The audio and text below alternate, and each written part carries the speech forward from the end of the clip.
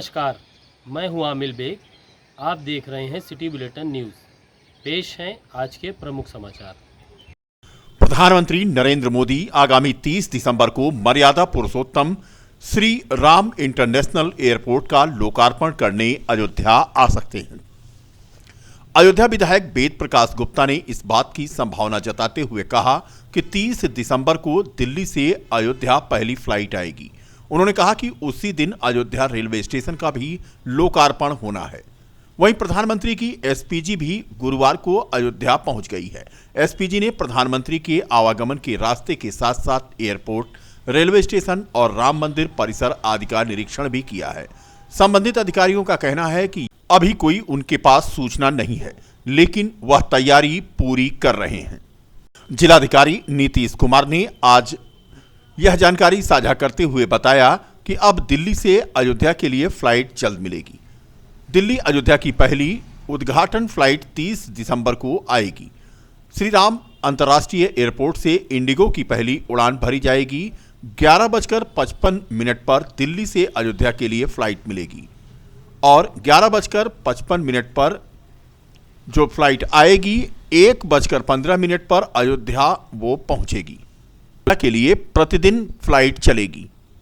ये लाइसेंसिंग प्रक्रिया भी हो चुकी है और कंप्लीट है बनकर, तो इसके बाद इनॉग्रेशन की तिथि आप लोग को अवगत कराई जाएगी। लेकिन इनॉग्रल फ्लाइट्स जो है वो 30 दिसंबर को आएगी दिल्ली से, और फिर दिल्ली से फिर यहाँ से दिल्ली से अयोध्या और फिर अयोध्या से दिल्ली का रहेगा।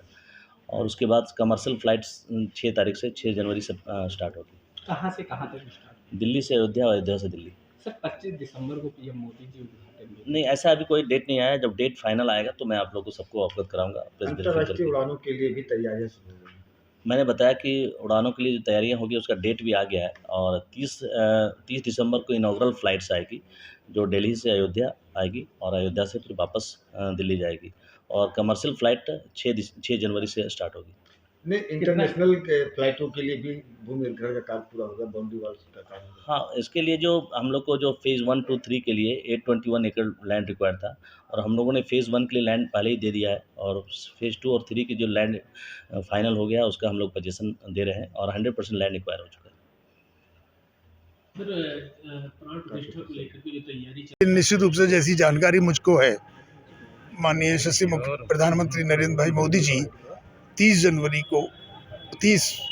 दिसंबर को संभवतः इस एयरपोर्ट का लोकार्पण करेंगे।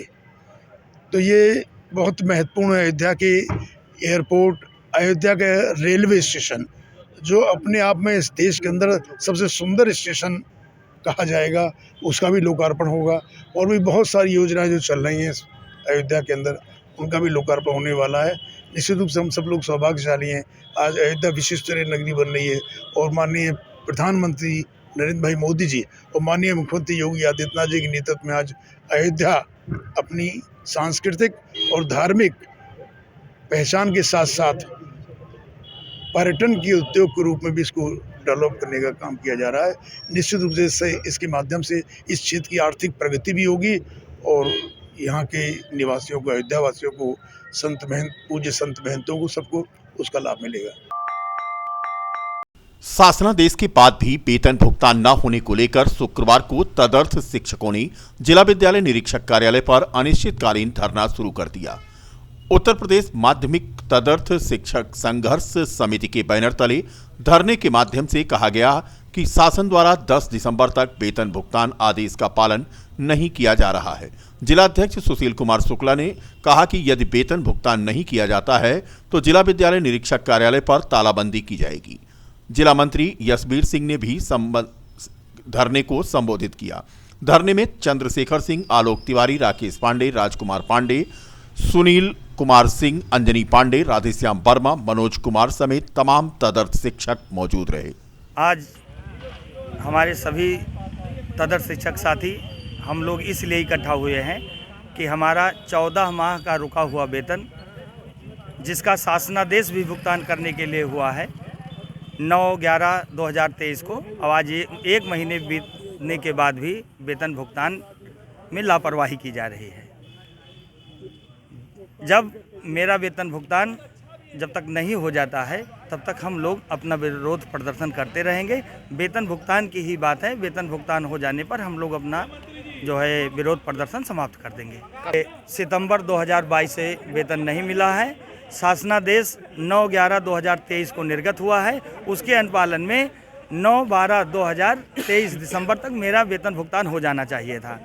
जब शासन द्वारा वीसी होती है तब यहाँ से बोलते हैं कि वेतन भुगतान की प्रक्रिया प्रारंभ कर दी गई है, वेतन बिल ट्रेजरी भेज दिया गया है, किंतु आज तक हम लोगों के खाते में वेतन नहीं आया है। जब तक मेरे खाते में वेतन नहीं आता है तब तक हम लोग अपना विरोध प्रदर्शन करते रहेंगे। क्या नाम आपका? सुशील कुमार शुक्ला, जिला अध्यक्ष। कलेक्ट्रेट परिसर में जिलाधिकारी ने मोबाइल वेटरनरी यूनिट एवं बहुउद्देशीय सचल पशु चिकित्सा वाहनों को आज हरी झंडी दिखाकर रवाना किया। मोबाइल वेटरनरी यूनिट एवं बहुउद्देशीय सचल पशु चिकित्सा वाहन जिले में राष्ट्रीय पशु रोग नियंत्रण कार्यक्रम के अंतर्गत खुरपका मुंहपका टीकाकरण तृतीय चरण आज से एक साथ प्रारंभ किया गया है। अभियान की अवधि 40 दिन की होगी। राष्ट्रीय पशु रोग नियंत्रण कार्यक्रम के टीकाकरण अभियान में 4 माह से अधिक उम्र के सभी गोवंशीय एवं महिषवंशीय पशुओं तथा 7 माह तक के गर्भित मादा पशु का बीमारी से बचाव हेतु टीकाकरण किया जाएगा। Food and mouth disease cloven footed यानी 2 खुर वाले जानवरों की पिकोरना विषाणु से संक्रमण से होने वाली बीमारी है, जो एक स्वस्थ पशु से दूसरे संक्रमित पशु में जाने आने से होती है। और महिषवंशीय पशुओं के लिए फुट एंड माउथ डिजीज़ के रोकथाम के लिए जो वैक्सीनेशन का कार्यक्रम है उसके हरी झंडी देकर रवाना किया गया है और पूरे जनपद में ये कार्यक्रम 40 दिन तक चलेगा और इसमें जो पशुओं को एक राहत मिलेगी और ससमय रूप से सभी नागरिकों से ये अनुरोध है कि इसको समयबद्ध रूप से इसका टीकाकरण कराएं तो बहुत अच्छा होगा और बीमारियों से निजात में सहायता मिलेगी। अयोध्या के ट्रेनिंग सेंटर कार्यालय पर परिवहन विभाग के द्वारा सड़क सुरक्षा पखवाड़े का आयोजन किया गया, जिसमें मुख्य अतिथि के रूप में नगर विधायक वेद प्रकाश गुप्ता शामिल हुए। उन्होंने दीप प्रज्वलित करके कार्यक्रम की शुरुआत की। बता दें कि यह सुरक्षा पखवाड़ा आज से शुरू होकर 31 दिसंबर 2023 तक चलेगा। कार्यक्रम में नगर विधायक वेद प्रकाश गुप्ता ने मौजूद रहकर जनता को सड़क सुरक्षा के प्रति जागरूक करने के लिए कई वाहनों को हरी झंडी दिखाकर रवाना किया। पखवाड़े को संबोधित करते हुए नगर विधायक श्री गुप्ता ने सभी को सड़क सुरक्षा के नियमों का पालन करने की नसीहत दी। 2 पहिया चलाने वाले लोग हेलमेट और 4 पहिया वाहन चालक सीट बेल्ट का सदैव प्रयोग करें, जिससे किसी तरह की दुर्घटना से अपने आप को सुरक्षित कर सकें। इस कार्यक्रम में गंगा प्रसाद रविदास इंटर कॉलेज रानोपाली के बच्चों को भी सड़क सुरक्षा के नियमों को लेकर जागरूक किया गया। कार्यक्रम के दौरान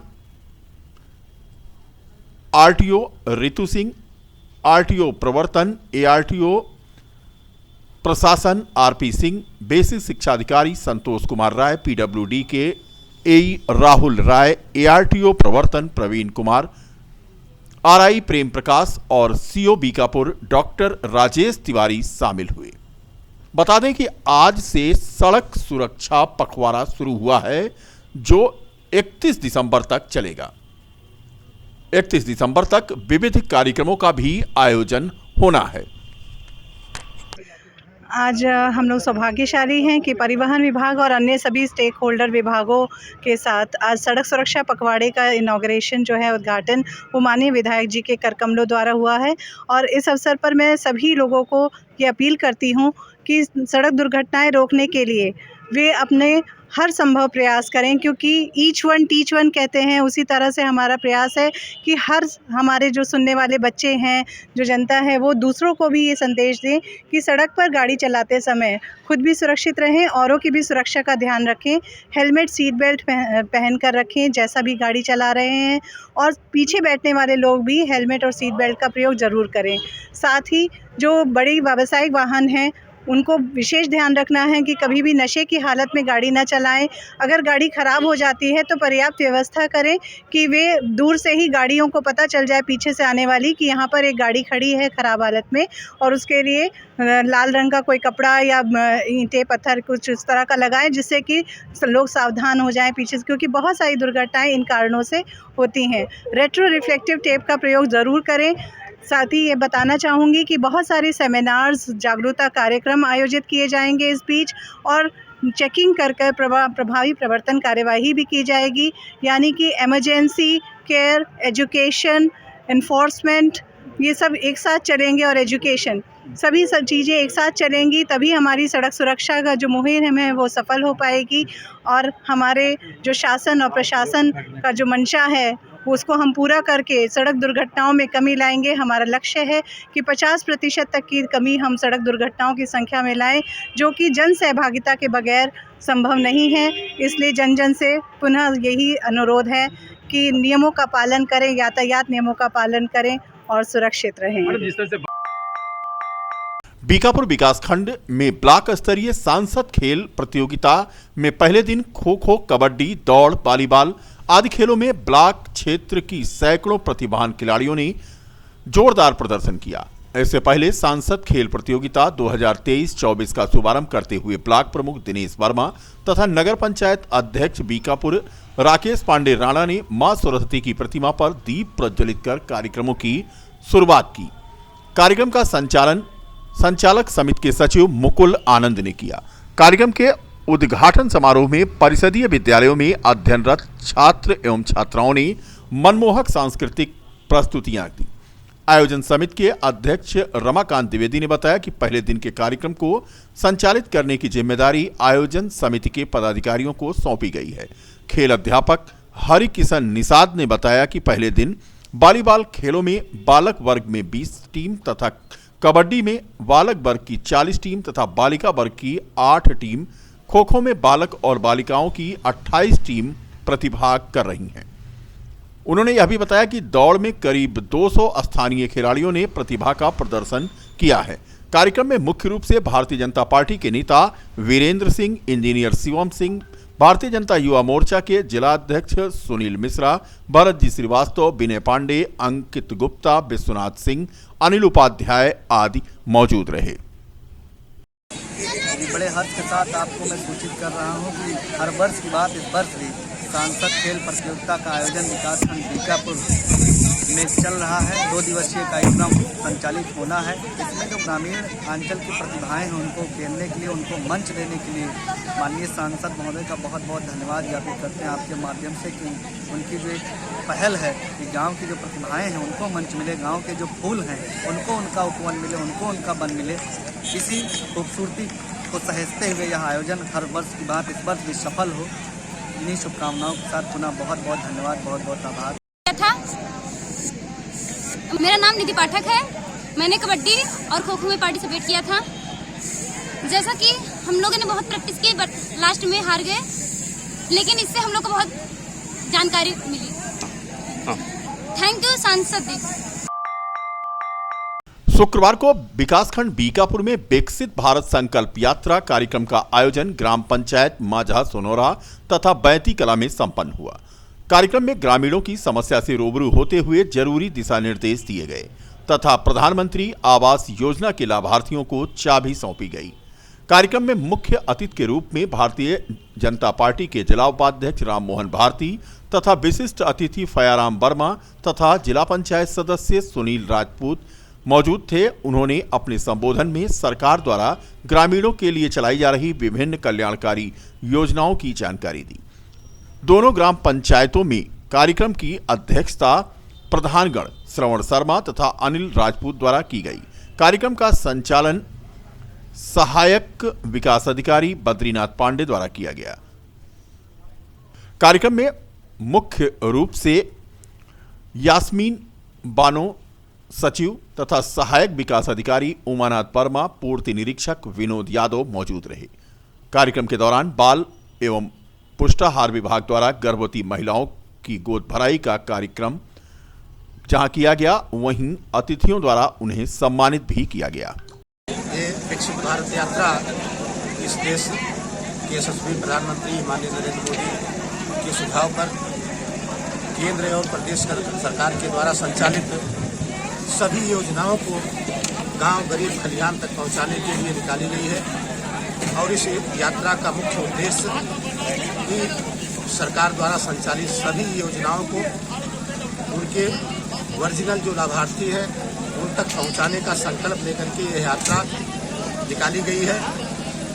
और इस यात्रा का मुख्य उद्देश्य है कि 2047 तक भारत एक विकसित राष्ट्र बन सके, न कि विकासशील राष्ट्र के रूप में रह जाए।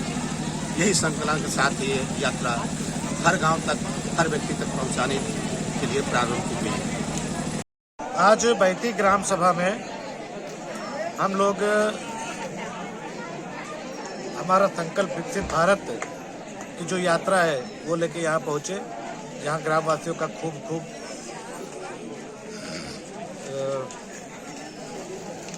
मिला। और इसी तरह से हर गांव में हम लोग ये यात्रा निकाल के जो प्रधानमंत्री जी की योजना है, जो अंतिम पायदान के लोग हैं, वहाँ तक उनकी योजना पहुँच सके।